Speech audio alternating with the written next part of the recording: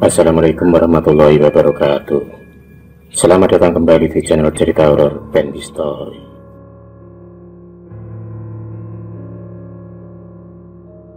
Namanya Susu Aji Wijaya Kusuma. Konon ilmu ini bisa menjadikan pemakainya awet muda dan mampu memikat laki-laki. Seperti halnya kembang Wijaya Kusuma yang senantiasa mekar di kala bulan purnama tiba. Setiap kali tiba bulan purnama, hati Parti serasa disiram air bunga. Aroma keharumannya begitu memabukkan jiwa, membuat Parti serasa menemukan gairah muda yang menggelora. Pada saat seperti itulah, dia bisa bertemu dan bercinta dengan gadis muda dan cantik bernama Yani. Tapi anehnya gadis yang dikencaninya itu tak pernah dikenal sebelumnya dan tidak diketahui asal-usulnya. Baru beberapa waktu kemudian dia mengetahui kalau ternyata wanita yang bercinta dengannya itu tak lain adalah penjelmaan roh gaib. Lebih gilanya lagi, wanita gaib itu tidak lain adalah arwah neneknya sendiri. Bagaimana hal itu bisa terjadi? Inilah kisahnya. Ceritanya bermula pada saat Parti baru pulang dari kondangan di tempat saudaranya di desa tetangga. Dengan berjalan kaki, Parti sendirian menyusuri jalan desa tak beraspal yang sepi dan senyap itu.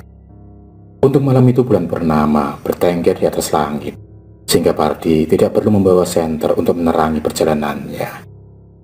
Saat melintas di sebuah perbukitan kecil di dekat persawahan, tiba-tiba Parti melihat sosok seseorang perempuan berambut panjang tengah duduk di atas sebuah batu besar. Tadinya Parti mengira perempuan itu peri atau kuntilanak. Tapi setelah dilihatnya, kaki perempuan itu menginjak tanah. Hati Parti pun jadi tenang. Parti kemudian mendekati perempuan itu. Ketika sudah sampai di hadapannya, tampaklah dengan jelas wajah perempuan itu diterpa cahaya rembulan. Ternyata dia masih muda dan cantik. Parti pun menelan air meliurnya, merasa takjub melihat kecantikan si wanita. Dasar Parti, mata keranjang. Dia jadi penasaran dan ingin berkenalan dengan gadis itu. Parti pun kemudian menanyakan siapa namanya dan kenapa malam-malam berada di tempat itu sendirian. Wanita itu pun menjawab, namanya adalah Yani. Dia sedang menikmati indahnya bulan purnama. Dia tidak takut berada di situ sendirian karena dia sering berada di situ setiap bulan purnama. Parti pun bertanya lagi karena dia belum pernah melihat dia sebelumnya. Wanita itu kemudian menjawab, memang dia bukan warga situ. Dia tinggal di pinggiran hutan bersama si mboknya. Namanya Mbok Marijem. Beliau suka mencari tanaman dan akar hutan untuk dijadikan bahan jamu. Parti kemudian diam dan merenung sejenak. Rasanya dia belum pernah mendengar nama Mbok Marijem yang tinggal di pinggiran hutan itu. Tapi biar tidak mengecewakan gadis itu, dia pun kemudian mengangguk-angguk. Bagi Parti tak peduli apakah dirinya kenal atau tidak dengan Mbok Marijem, yang penting dia bisa berkenalan dan dekat dengan Yani. Akhirnya mereka berdua pun ngobrol. Rupanya Yani percaya dengan ucapan Parti, atau pada dasarnya dia gadis yang masih polos atau lugu. Ketika Parti mencoba duduk merapat, Yani tidak menolak. Hal ini membuat Parti semakin berani. Dia lalu memegang tangan Yani dan membelai rambutnya. Seperti dunia insan remaja yang sedang dipembuat asmara, keduanya bercengkerama dan bercanda ria. Pertemuan pertama pada malam itu sangat berkesan di hati Parti. Dia lalu ingin melanjutkan kembali pertemuannya dengan Yani. Tapi sayangnya, Yani menolak Parti datang ke rumahnya. Soalnya Yani mengaku nanti akan dimarahi oleh simpulnya. Yani hanya mau bertemu dengan Parti di bukit itu pada malam hari. Parti pun menuruti permintaan dari Yani.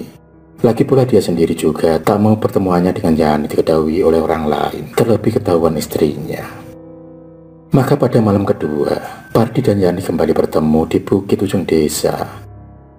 Mereka bercengkerama di bawah sorot sinar bulan purnama. Hubungan keduanya yang begitu dekat, seperti sepasang kekasih. Bahkan Parti yang sudah tak kuasa menahan hasratnya, mulai berani menggerayangi bagian tubuh Yani yang sensitif. Parti membisikkan ajakan untuk bermain cinta.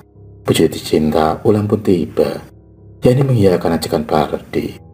Dia menurut saja ketika tangannya dituntun memasuki gubuk kecil di pinggiran bukit. Keduanya lalu tenggelam dalam permainan cinta yang dahsyat dan menggelora. Parti tidak menyangka kalau Yani memiliki gairah seks yang menggebu-gebu. Rasanya seluruh persendian Pardi seperti mau copot dan tenaganya seperti terkuras habis saat bercinta dengan Yani. Hampir semalam suntuk mereka merenggut nikmatnya bercinta. Ketika malam sudah mendekati waktu subuh, Pardi dan Yani cepat-cepat bergegas pulang. Pardi tak ingin hubungan gelapnya dengan Yani diketahui orang. Yani sendiri tidak bisa setiap malam melakukan kencan rahasia dengan Pardi. Dia hanya mau bertemu dengan bercinta dengan Pardi di setiap malam bulan purnama tiba, yakni di sekitar antara tanggal 14, 15, 16, 17, dan 18 menurut kalender Jawa. Meski hanya singkat saja, Pardi merasa cukup puas. Yang penting dia bisa berkencan dan bercinta dengan Yani. Dia seakan mendapatkan sensasi luar biasa saat bercinta dengan Yani. Bahkan lebih dari yang dia dapatkan saat bercinta dengan istrinya sendiri. Pardi pun menjadi merindukan dan tak sabar menanti bulan purnama tiba.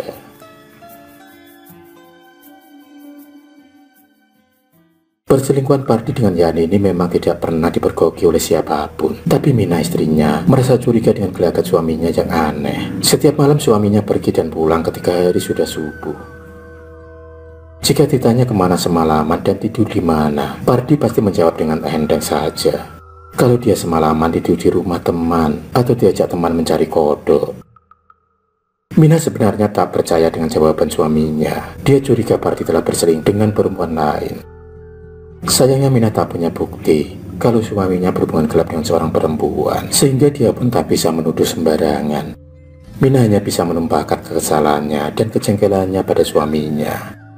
Kejengkelan Mina bukan lantaran dia ditinggal tidur sendirian di rumah, tapi karena dia sedang repot mengurus neneknya yang sedang sakit. Mina merasakan kepergian suaminya setiap malam, seolah untuk menghindari kewajiban mengurus orang tuanya itu. Mina kesal karena suaminya tak peduli pada keadaan neneknya. Sudah hampir setahun ini Mina mengurus Mbok Ija, neneknya yang telah tua dan sakit. Tiap hari dia merawat dan menjaga wanita yang sudah berusia di atas 80 tahun itu. Kondisi Mak Ija terbilang sudah sekarat. Dia sudah tidak bisa berbuat apa-apa lagi dan hanya terbaring di atas ranjang. Tubuhnya sudah tinggal kulit berbalut tulang. Untuk ukuran orang biasa, mungkin sudah jauh dari dia meninggal. Dokter yang pernah memeriksanya pun mengatakan kalau Mbok Ija sudah tak mungkin disembuhkan. Kondisi organ dalam tubuhnya sudah rusak total. Dia hanya tinggal menunggu takdir menjemputnya. Tapi anehnya napasnya masih terus mengalir dan bertahan hidup untuk beberapa lama. Konon, ini terjadi karena Mbok Ija memiliki ilmu kesaktian yang belum dilepas dari tubuhnya. Dia menyimpan semacam jimat atau susu yang pernah berdaya guna di masa mudanya. Simpanan ilmu kesaktian itu yang tampaknya menghalangi perjalanannya kembali ke alam baka. Dengan kondisi Mbok Ija yang demikian, tentu saja membuat susah Mina. Hanya dirinya satu-satunya keluarga dekat Mbok Ija.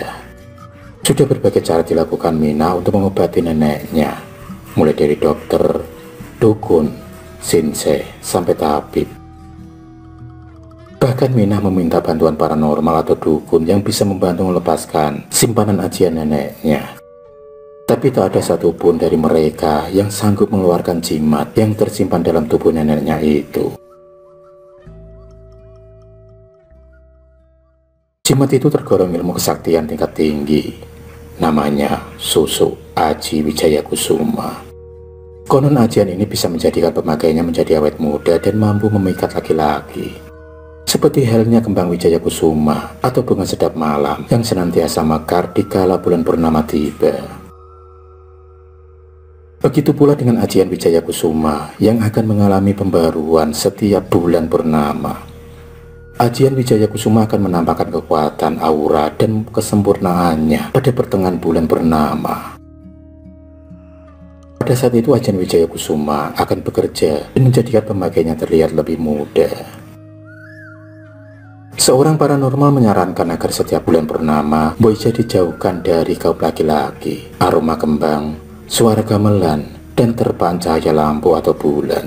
Sebab semua itu berhubungan dengan kehidupan Mbok Ija di masa lalu. Seperti penari tayub atau teledek, dia akan bisa menemukan kembali energi yang membuatnya tetap bertahan hidup bila bersentuhan dengan salah satu dari yang disebutkan itu. Karenanya Mbok Ija harus dikurung atau diisolasi dalam sebuah ruangan kosong dan gelap sebagai simbol kematian untuk memudahkan arwahnya kembali kepada Allah Subhanahu wa Ta'ala.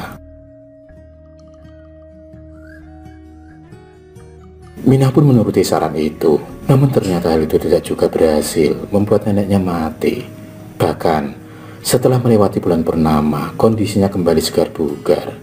Sepertinya si nenek mendapatkan nafas baru yang memperpanjang kehidupannya. Tubuhnya yang sudah lemah, pucat, dan matanya yang jagung mengatup berubah berbinar dan bercahaya. Kelopak matanya kembali membuka dan ada sinar di dalam bola matanya, seolah menyeratkan kehidupan di sana. Minah pun dibuat bingung dan pusing. Bukannya dia tidak senang neneknya masih hidup, tapi Minah merasa kasihan kepadanya. Andai saja membunuh tidak berdosa, sudah dicekiknya leher wanita tua itu. Untuk kesekian kalinya Minah kembali meminta bantuan orang pintar. Kali ini seorang kiai yang berilmu agama tinggi. Namanya Kiai Ansari. Oleh sang kiai, Mbok Ija dibacakan surah Yasin dan doa-doa dari ayat suci Al-Quran. Hampir di setiap malam, Kiai Ansari beserta murid-muridnya melakukan pembacaan doa di hadapan Mbok Ija yang dibaringkan di tengah ruangan. Semua keluarganya diminta ikut membaca ayat-ayat suci Al-Quran untuk memudahkan jalan kematian Mbok Ija. Dan tampaknya kondisi Mbok Ija memang sudah sangat kritis dan menjelang dekatnya ajal. Hal itu semakin terlihat saat menjelang tibanya bulan purnama. Kiai Ansari dan murid-muridnya semakin mengintensifkan membaca doanya. Sementara itu Pardi mulai gelisah. Dia sudah tak sabar lagi ingin bertemu dengan Yani. Malam ini gadis itu tentu sudah menunggunya di dalam gubuk di atas bukit ujung desa. Mereka bisa kembali bercinta seperti bulan purnama lalu. Dengan dalih mau buang air kecil, Pardi meminta diri keluar dari ruangan tempat dilakukannya ritual pembacaan doa. Dia pura-pura menuju ke sumur. Ketika ada orang yang melihatnya, dia pun langsung menyelinap pergi. Tapi rupanya dia tidak sadar kalau diam-diam Kiai Ansari mengintainya dari belakang. Pardi sudah sampai tiba di bukit tempat dia biasa berkencan dengan Yani. Tapi dia tidak melihat Yani berada di sana. Biasanya Yani suka duduk di atas sebuah batu. Pardi sudah mencoba mencarinya dengan mengelilingi bukit. Tapi batang hidung Yani tak tampak juga. Tiba-tiba dari balik sebuah pohon muncul Kiai Ansari. Konon saja Pardi kaget dan heran. "Pak Kiai, bagaimana Bapak bisa sampai di sini?" tanya Pardi gugup. "Aku curiga dengan perilakumu. Karena itu aku mengikutimu. Aku tahu kamu sedang mencari seorang bernama Yani. Tapi malam ini dia tidak bisa datang," jawab Kiai Ansari kalem. "Bagaimana Pak Kiai bisa tahu hal itu?" protes Pardi kepada Pak Kiai. "Karena sebenarnya yang kamu temui itu bukan manusia. Dia berteman orang Mbok Ija. Itulah kenapa Mbok Ija selama ini memang bertahan hidup. Sebab dia selalu mendapatkan energi setiap kali berhubungan ini denganmu. Dia yang menjadi sebagian inti kehidupan yang ada dalam tubuhmu. Tapi sekarang dia tidak akan bisa keluar lagi dari raganya, karena telah lama dari dengan ayat-ayat suci Al-Quran. Dia telah mengurung dalam latar gaib," ujar Kiai menerangkan. "Ah, Bapak jangan mengada-ada. Mana mungkin Mbok Ija bisa berubah muda dan cantik. Dia kan sudah tua dan sekarat. Itu mustahil, Pak," bantah Pardi tak percaya mendengarkan keterangan dari Pak Ansari. "Kalau kamu tak percaya, ayo ikut aku." Sang Kiai lalu menyeret tangan Pardi mengajaknya pulang ke rumah. Sesampainya di rumah masih terlihat orang-orang duduk di ruangan tengah sedang membaca ayat suci Al-Quran. Tubuh Mbok Ija juga masih tergolek di atas bali-bali bambu. Kiai Ansari mengajak Pardi mendekati tubuh Mbok Ija. Dia mengangkat tangannya dan mengusap wajah Mbok Ija yang keriput. Ajaib, Wajah itu seketika berubah muda dan cantik. Pardi pun terperangah kaget. Walau hanya sekilas perubahan itu terlihat, namun sudah dapat dipastikan bahwa itu adalah wajah Yani, gadis yang selama ini dikencani dan diajaknya bercinta di atas bukit. Karena tak kuat menahan guncangan dalam jiwanya, Pardi pun jatuh pingsan. Keesokan harinya Mbok Ica mengembuskan nafasnya yang terakhir, sementara Pardi masih terbaring lemas dan sakit. Tampaknya dia masih sangat shock dan belum bisa menerima kejadian yang dialaminya. Dia tak pernah menyangka bila yang diajaknya bercinta adalah nenek mertuanya sendiri. Bila tidak segera mendapatkan pertolongan, sakit Pardi bisa bertambah parah karena dia telah kehilangan banyak energi dalam tubuhnya dan mengalami gangguan psikis. Tapi untunglah berkat pengobatan dan terapi yang dilakukan Yajari, perlahan namun pasti Pardi kembali normal dan sehat. Pardi kini telah berubah menjadi orang alim. Dia tak mudah lagi tergoda oleh perempuan. Akhirul kalam, wassalamualaikum warahmatullahi wabarakatuh.